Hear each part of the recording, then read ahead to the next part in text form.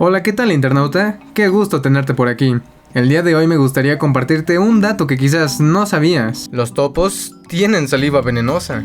La saliva de algunos topos contiene toxinas que pueden paralizar a sus presas, que habitualmente suelen ser pequeños insectos como las lombrices de tierra. Esto les permite almacenar su alimento vivo y fresco en cámaras subterráneas para poder consumirlo más tarde. Sorprendente, ¿no es así?